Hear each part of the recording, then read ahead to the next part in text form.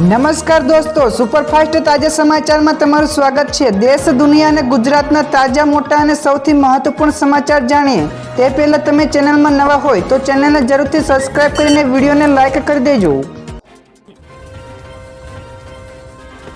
સૌથી પહેલા દોસ્તો આપણે વાત કરીએ તો ભારે વરસાદથી તબાહી તો સેંકડો ગાડીઓ ડૂબી તો સેના પણ બોલાવી। જી હા દોસ્તો, હરિયાણાના બહાદુરગઢમાં ભારેથી અતિભારે વરસાદના કારણે સેના બોલાવી પડી છે। તો ભારે વરસાદ પછી નાવ તૂટી જવાથી અચાનક જ પાણી આવી ગયું અને મારુતિ કંપનીના સ્ટોક યાર્ડમાં પાર્ક કરેલા 150થી વધારે વાહનો પાણીમાં ડૂબી ગયા હતા। તો આ કારણે કરોડો રૂપિયાનું નુકસાન થવાની શક્યતા છે। તો ઘરોમાં પણ 4થી લઈને 5 ફૂટ સુધીના પાણી ઘૂસી ગયા છે। તો 80થી વધારે જવાનો અને એસડીઆરએફના 40થી વધારે લોકોને રાહત અને બચાવ કાર્યમાં રોકાયેલા છે। તો દોસ્તો બીજા સૌથી મોટા સમાચાર સામે આવ્યા છે। રાજ્યમાં મોસમનો કુલ 98% સરેરાશ વરસાદ નોંધાયો છે। જી હા દોસ્તો, રાજ્યમાં મોસમનો કુલ સરેરાશ વરસાદ 98% નોંધાયો છે, જેમાં સૌરાષ્ટ્ર અને કચ્છ સિવાયના ગુજરાતના સિઝનનો 100% વરસાદ નોંધાયો છે। તો દક્ષિણ ગુજરાતમાં 101% વરસાદ નોંધાયો છે, જ્યારે સૌરાષ્ટ્રમાં 87% તેમજ કચ્છમાં 88% વરસાદ નોંધાયો છે। તો સંભવિત વરસાદની પરિસ્થિતિઓને ધ્યાને રાખીને કોઈ પણ કટોકટીને પહોંચી વળવા રાજ્યમાં એનડીઆરએફ અને એસડીઆરએફની ટીમોને પણ તૈનાત કરવામાં આવી છે। તો દોસ્તો ત્યાર પછી આગળ વધુ એક સૌથી મોટા સમાચાર મળ્યા છે સરકારી કર્મચારીઓને દિવાળીની મોટી ભેટ। જી હા દોસ્તો, સરકારી કર્મચારીઓ અને પેન્શનરો માટે સારા સમાચાર આવ્યા છે, જેમાં સરકારે દિવાળી પહેલા ડીએ અને ડીઆરમાં 3%નો વધારો કરવાનો નિર્ણય લીધો છે। તો આ લાભ જુલાઈ 2025થી લાગુ થઈ ગયો છે અને બાકીના 3 મહિનો બાકીની રકમ ઓક્ટોબરમાં મળશે। તો અંદાજે 1.2 કરોડથી વધારે કર્મચારીઓ અને પેન્શનરોને તેનો સીધો લાભ મળશે। તો ઉદાહરણ તરીકે 50,000ના પગાર ઉપર દર મહિને આશરે 1,500 રૂપિયા અને 30,000 પેન્શન ઉપર 900 રૂપિયા વધારાનો લાભ થશે।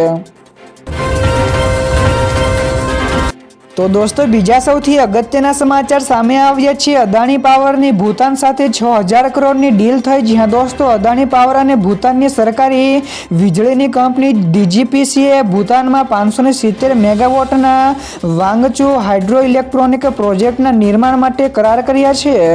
તો આ પ્રોજેક્ટમાં લગભગ રૂપિયા 6,000 કરોડનું રોકાણ કરવામાં આવશે। તેમજ આ કરારથી ભૂતાનમાં ઉર્જા સુરક્ષા વધશે અને ઉનાળા દરમિયાન પણ ભારતને વીજળીની નિકાસમાં પણ મદદ મળશે। તો અદાણી પાવર અને ડીજીપીસી વચ્ચે આ પહેલો હાઇડ્રો ઇલેક્ટ્રિક પ્રોજેક્ટ છે।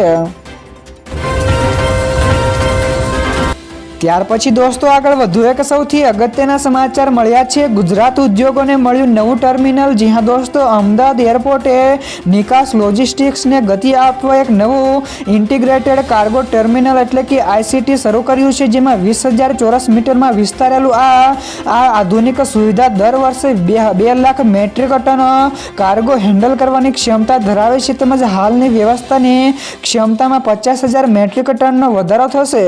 તો આ સુવિધા થી કાર્ગો વ્યવસ્થામાં કાર્યક્ષમતા અને વિશ્વસનીયતા પણ વધશે અને જેના કારણે ગુજરાતના ઉદ્યોગો તેમજ નિકાસકારોને તેનો મોટો લાભ થશે।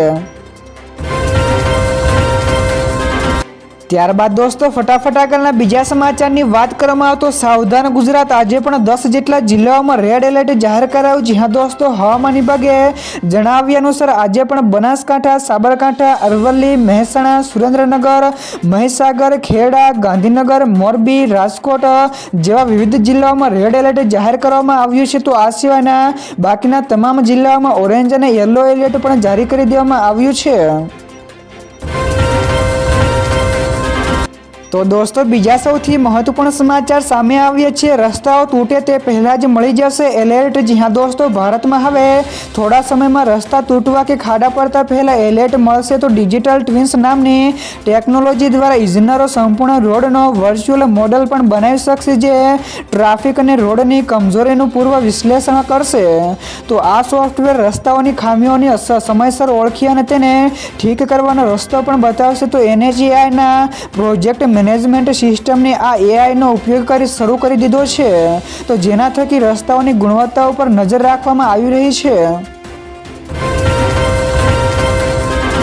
તો દોસ્તો ત્યાર પછી આગળ વધુ એક સૌથી મહત્વપૂર્ણ સમાચાર, કચ્છમાં રેડ એલર્ટ, તો એનડીઆરએફની ટીમ સ્ટેન્ડ બાય રખાઈ. જ્યાં દોસ્તો કચ્છ જિલ્લામાં સતત ત્રીજા દિવસે પણ વરસાદી માહોલ જામ્યો છે. તો અંજાર શહેર તેમજ આસપાસના ગામડાઓમાં મિની વાવાઝોડા સાથે 2 થી લઈને 3 ઇંચ કરતાં વધારે વરસાદ પડ્યો છે. તો બંગાળની ખાડીમાં બનેલું આ લો પ્રેશર ડિપ્રેશનમાં ફેરવાઈને દક્ષિણ રાજસ્થાન અને ઉત્તર ગુજરાત તરફ આગળ વધવાની શક્યતા છે. તો હવામાન વિભાગે કચ્છમાં પણ આગામી 2 થી 3 દિવસ ભારેથી અતિભારે અને અત્યંત ભારે વરસાદનું રેડ એલર્ટ જાહેર કર્યું છે.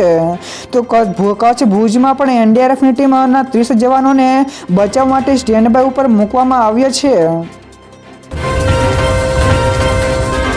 ત્યાર પછી દોસ્તો આ સિવાયના બીજા સમાચારની ઝડપથી વાત કરવામાં આવે તો ટાટાની કારની કિંમતો ₹1.5 લાખ સુધીની ઘટી. જ્યાં દોસ્તો જીએસટીમાં ફેરફાર બાદ ટાટા મોટર્સે તેની લોકપ્રિય કારોની કિંમતોમાં ઘટાડાની જાહેરાત કરી છે. તો કંપનીએ જણાવ્યું કે આ ઘટાડો 22 સપ્ટેમ્બરથી લાગુ થશે. તો ટાટાની એન્ટ્રી લેવલ કાર ટિયાગોમાં ₹75,000, ટિગોરમાં ₹80,000, અલ્ટ્રોઝમાં 1,10,000, પંચમાં ₹85,000, નેક્ઝોનમાં ₹1,55,000, કરવામાં ₹65,000, હેરિયરમાં ₹1,40,000, સફારીમાં ₹1,45,000 સુધી સસ્તી થશે.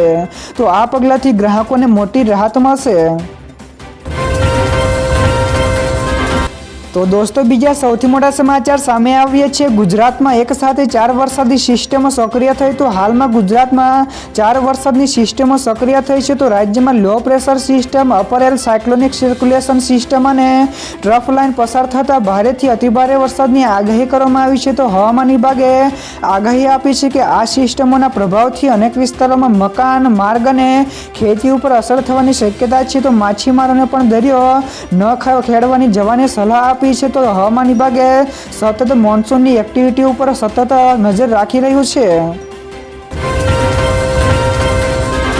તો દોસ્તો ત્યાર પછી આગળ વધુ એક સૌથી મોટા સમાચાર મળ્યા છે. પીએમ મોદી આજે પણ પૂરગ્રસ્ત રાજ્યોની મુલાકાત લેશે. જ્યાં દોસ્તો ભારે વરસાદના કારણે અનેક રાજ્યો પૂરગ્રસ્ત થયા છે. તો જેમાં દિલ્હીના યમુના વિસ્તારમાં પાણી ખતરનાક સ્તરથી 2 મીટર ઉપર પહોંચ્યું છે. તો પંજાબમાં પણ 1900થી વધારે ગામડાઓ પાણીમાં ડૂબ્યા છે અને 23 જિલ્લાઓમાં સ્થિતિ ભારે ગંભીર બની ચૂકી છે. તો લગભગ 3.84 લાખ કરતાં વધારે લોકો પૂરથી પ્રભાવિત થયા છે. તો 1.5 લાખ કરતાં વધારે હેક્ટરનો પાક પણ નિષ્ફળ ગયા છે. તો 20,000થી વધારે લોકોને સુરક્ષિત સ્થળે ખસેડવામાં પણ આવ્યા છે. તો પીએમ મોદી આજે પણ પૂરગ્રસ્ત રાજ્યોની મુલાકાત લેવાના છે. તો દોસ્તો બીજા સૌથી અગત્યના સમાચાર સામે આવ્યા છે. નાના નિકાસકારો માટે સરકારની યોજના. જ્યાં દોસ્તો અમેરિકાએ ભારત ઉપર કુલ 50% ટેરિફ લગાડ્યો છે. જેના કારણે કાપડ, ઝવેરાત, ચામડું, રસાયણ, એન્જિનિયરિંગ તેમજ કૃષિ જેવા નિકાસ ઉદ્યોગો ઉપર ભારે અસર થઈ રહી છે. તો સરકારે નિકાસકારોને રાહત આપવા માટે પેકેજ લાવવાની તૈયારી કરી છે. જેમાં રોકડની તંગી દૂર કરવી, કાર્યકારી મૂડી ઉપર દબાણ ઘટાડવું તેમજ નોકરીઓને સુરક્ષિત રાખવા ઉપર ધ્યાન આપવામાં આવ્યું છે. તો કોરોના સમયમાં જેમ પેકેજ આપવામાં આવ્યું હતું તેમજ આ યોજના હવે પણ આવી શકે છે. ત્યાર પછી દોસ્તો આગળ વધુ એક સૌથી અગત્યના સમાચાર, ભારતમાં પૂરનો સંકટ. તો 24 જેટલી નદીઓ ભયજનક સપાટી ઉપર વહી રહી છે. જ્યાં દોસ્તો દેશના અનેક રાજ્યોમાં ભારે વરસાદના કારણે પૂરની સ્થિતિ ગંભીર બની છે. જેમાં પંજાબ, હરિયાણા, દિલ્હી, ઉત્તર પ્રદેશ, બિહાર, ઝારખંડ અને ઓડિશા જેવા રાજ્યોમાં 24 કરતાં વધારે નદીઓ ભયજનક સપાટીથી ઉપર વહી રહી છે. તો પંજાબમાં 37 વર્ષ પછી સૌથી ભયાનક પૂર આવ્યું છે. જેના કારણે 3.55 લાખથી વધારે લોકો પ્રભાવિત થયા છે. તો દિલ્હીમાં પણ યમુનાનું જળસ્તર વધતા હજારો લોકોને સુરક્ષિત સ્થળોએ ખસેડવામાં આવ્યા છે. ત્યારબાદ દોસ્તો ફટાફટ આગળના બીજા સમાચારની વાત કરવામાં તો સીતારમણે કહ્યું કે પેટ્રોલ અને ડીઝલમાં જીએસટીમાં રાજ્યો તૈયાર નથી. જ્યાં દોસ્તો નાણામંત્રી નિર્મલા સીતારમણે સ્પષ્ટતા કરી છે કે કેન્દ્ર સરકારે પેટ્રોલ અને ડીઝલને જીએસટીના દાયરામાં લાવવા માટે તૈયાર છે, પરંતુ રાજ્યો સહમત નથી. તો તેમણે કહ્યું છે કે જ્યારે પણ રાજ્યો તૈયાર થશે ત્યારે તેને જીએસટી હેઠળ સામેલ કરવામાં આવશે. તેમજ તેમણે વિશેષમાં કહ્યું કે જીએસટીના તાજેતરના સુધારાઓને ઉલ્લેખ કરતા કહ્યું કે તેનાથી 99% ચીજ વસ્તુઓ સસ્તી થઈ છે, જેનો લાભ સીધો સામાન્ય લોકોને થશે.